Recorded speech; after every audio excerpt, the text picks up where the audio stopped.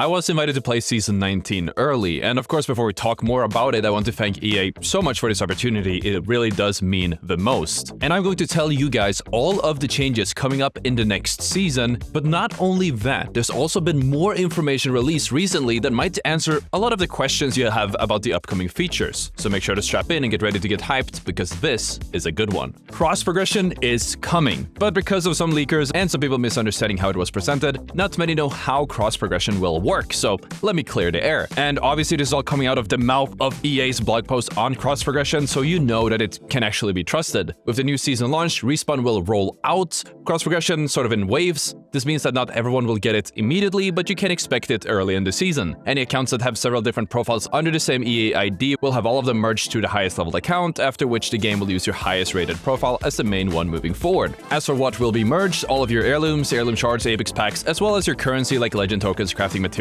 and Apex coins will get merged as well. There are some exceptions, however, as platform exclusive cosmetics won't be merged. That means PlayStation Plus items, Xbox Founders Edition and Gold items, and sadly the Nintendo Switch Path skin. As for your Apex coins, the balance remains the same across all platforms except on Nintendo, where all purchases earned remained exclusive to Nintendo. Crafting materials, legend tokens, and heirlooms will still merge and remain the same. As for achievements, first-party platforms, achievements, or trophies are locked to each platform, but the progress towards those achievements on other platforms will be unlocked with the merge. Your ranked and rank leaderboards will be locked to that one platform, and your challenge trackers, your prize trackers, and your XP will all be merged. And despite what was said, I think I accidentally misspoke on this as well. Your stats will not be merged across the platforms. They will instead default to your highest rated, as in your primary or highest level profile. It's worth noting that to prevent exploitation, any Apex accounts created after October 26th cannot be merged. Then, after that, of course, there's respawn changes. Getting respawn will now give you the same level shield that you had when you died,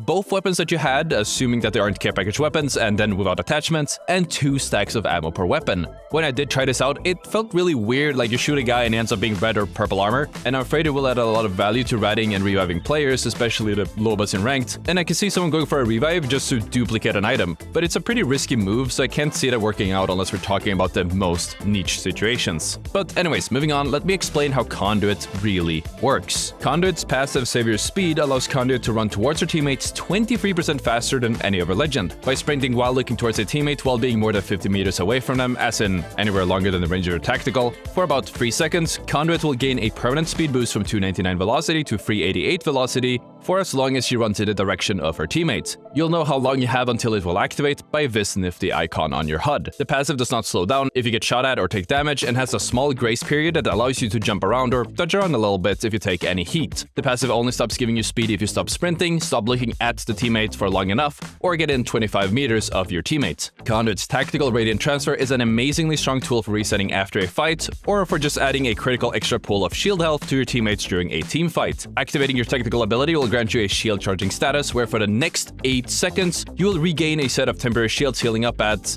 I think it's about 10 shields per second, which adds up to about 80 shields over the entire duration of your passive. These shields can only recover as much as you can have when you are at full shields. Taking damage will pause the healing for a brief moment before resuming the healing at the same rate for the rest of this charge-up period. The pause does not affect the length of the charge-up period, meaning you will charge up less shields overall. After these 8 seconds are up, you enter the second phase, where your shields are no longer passively heal up, but they stay completely static unless you take damage or heal them up using shield healing items. These temporary static shields are highlighted in green and will stay on your legend for the next 21 seconds. Whichever phase of the tactical you are on and how much is left of said phase can be seen above your healing item in the bottom left, with this useful icon for charging up, and this one for when your shield has stopped charging and you're in the static phase. If you're within the 50-meter range of a teammate, you can see another icon when looking at them. By activating your tactical when looking at your teammate, both you and your teammate will receive the charge-up status for the next 8 seconds, followed by the same static shield phase afterwards. But unlike your own heals, your teammate will be healed at a much faster rate, adding up to well over 125 shield heals over the same 8-second duration. Conduit's tactical can be activated through the floor, walls, or other obstacles as long as your teammate teammates are within range and field of view. If you activate your tactical when you aren't looking at your teammate, or if they are too far away,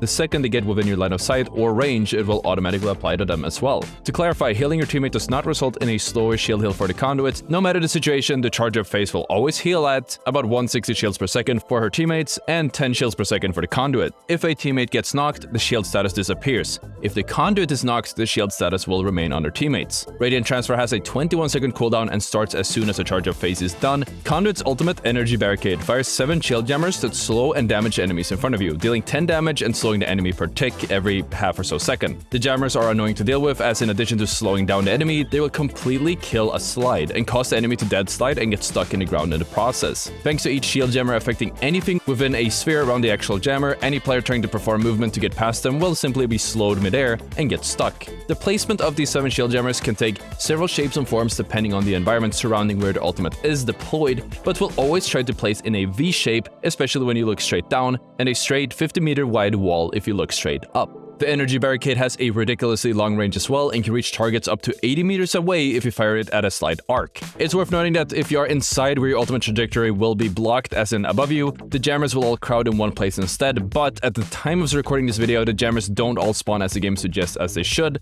which might be a bug, but I didn't get it confirmed. Upon landing, each and every shield jammer will take 4 seconds to prime, after which will stay up for an entire minute unless destroyed by an enemy. Each jammer has 250 health and can be destroyed by gunfire and crypto CMP. If you try placing the Energy Barricade around a Watson pylon, it will eat any jammers that lands within its range. And if you try placing it on a Gibraltar bubble, the jammers will not stick to the bubble and land off the side instead. Both Gibraltar and Rampart can block the effect of a jammer by cutting off the line of sight with their bubble or an amplified barrier. The ultimate cooldown starts as soon as it pops and takes 2 minutes and 30 seconds to charge up again. As for Stormpoint, there are several changes as well. Several POIs have been reworked. It is now much smaller and flows a lot faster. Fish farms and lightning rod has been removed and reworked. Jurassic in the middle no longer has prowlers on it, and prowlers in general are just gone, as well as IMCs, you can no longer do armories, and this is more loot and cover instead. I didn't get the time to look through the Stormpoint and get all the changes, but they have touched 40% of the map and it flows a lot faster. As for rank changes, I know that there's been a lot of rank changes announced already, as in there's no longer a limit to what ranks can queue up together, along with some other smaller changes, but they very much pale in comparison to what's next, because with Season 19, Respawn are introducing promos. When ranking up in between ranks, the user has to complete a set of challenges known as promotional games. These challenges are usually things such as winning 1 match or placing top 10 3 times and getting free kills or assists that the player gets 5 chances of completing. If the player fails, to get relegated back down into the rank, with how far they get relegated back depending on how their performance was in those promos. The higher ranked you are, the more brutal failing your promos will be. For example, a diamond player will get relegated farther than a gold player by default. If you fail your promotional trial matches, you'll get an additional try every time you do make it back up, giving you up to 10 promo matches to complete these challenges. I'm personally really looking forward to this change. While not perfect, it will make riding to rank up so much harder to pull off, since you're forced to play for actual in-game objectives rather than just sitting around and hoping to collect 10 LP per game. Any change that gets us closer to actually getting to play the game properly is a good one. That being said, these rank changes do make it almost impossible to play as a solo, so we're delving a lot deeper into a position where you're forced to stack in order to enjoy Apex Legends. Digital threats can no longer be crafted and can be only found in the world, and this also curbed the Bangalore and the can't see shit meta, which was an actual term used by the developers, by the way, but I'm scared that it now means that the one team that does find a digital threat will be that much better off than the rest of the lobby, since they might just be one of the very few teams in the lobby that actually have a digital threat in the first place. In addition to that, the Havoc and the Devotion are seeing a huge buff, since they now deal full damage with a turbocharger equipped. They no longer lose 1 damage once it's equipped, which is awesome, and we might see them being used a lot more in the near future. Longbow, Charge Rifle, and Sentinel now have larger projectile sizes to make them easier to hit shots with. Then the Charge Rifle now has improved weapon ballistics for longer ranges. After testing them, it's really noticeable when you're using them. Sadly, I think we'll see a lot more snipers next season, especially when you keep the rank changes in mind. The Bocek now has a faster first shot draw speed and a tighter spread with the shatter caps. In addition to that, you can now toggle between shatter caps or normal arrows. The faster draw speed is very noticeable, by the way. The 30-30 has a larger hipfire spread on successive shots. It can still kind of be offset with stutter steps, but it's still very noticeable on the longer ranges. The Hemlock has a slight damage reduction from 22 damage per bullet to 21. The Wingman is seeing a huge change in the new patch as it returns to the care package with a digital threat, boosted loader, and the Skull Piercer Elite. The Skull Piercer Elite is like a normal Skull Piercer, but it ignores helmet shields, meaning it will deal 95 damage per headshot. Also, I didn't get to test this, but the Wingman now seems to fire faster and it deals 50 damage per body shot instead of just 95. It also comes with 119 bullets. The R31 and Volt enters the crafter, with the R45 and coming back to the ground. As for the Legends, Catalyst is seeing a bunch of changes as well. I'm not sure if it's enough to take her out of the meta, but it is certainly a step in the right direction. I'm definitely happy to see that piercing spikes no longer block bullets or act as a shield. Any projectiles will now go straight through instead. In addition to that, she can now only place 2 tacticals instead of 3, and the lifetime of her wall has been nerfed overall. Plus, her cooldown now starts once the wall goes down instead of right after she starts casting, which is a slight buff, I guess, but overall it's a lifetime going down. Bangalore is seeing some small nerfs too, with her passive speed boost duration reduced to about a second. The smokes now clear fully after 16 seconds from the 22 to 23 in the last patch, and the stun from her ultimate only lasts 5 seconds. In addition to that, Wraith's passive is more reliable. Apparently, I don't trust it, but that's what they told us. Pathfinder can scan care packages even if his skirmisher teammates has scanned it, and if you do play Pathfinder, you can definitely get more ult resets off. The Revenant time extension window was lowered to 3 seconds from 30. Didn't really get an idea of what this was, and there's still no clarification as far as I know.